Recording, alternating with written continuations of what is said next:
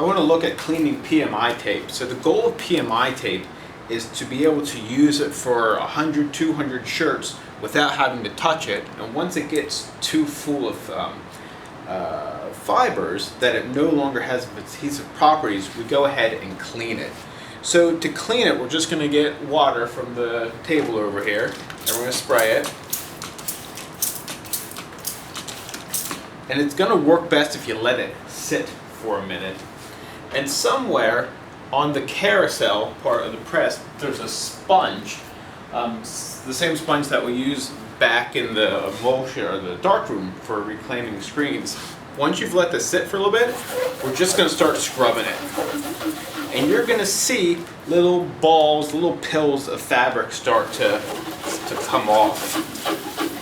You might not get it perfectly clean, but you're really going to see a big difference. If it's really sticking yet and it's not coming off, just let it sit for a while and let that water start to loosen those fibers up.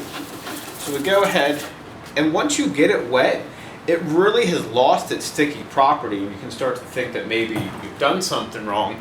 It really needs to dry before it's going to be adhesive again. So you can get an old t-shirt and just kind of pat it off, and already I can start feeling it stick a little bit.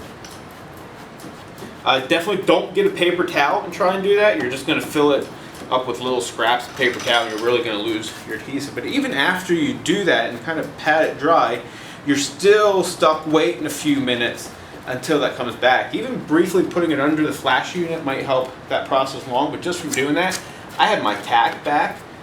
Probably another minute or two, I'd be ready to start printing. So that's cleaning PMI tape.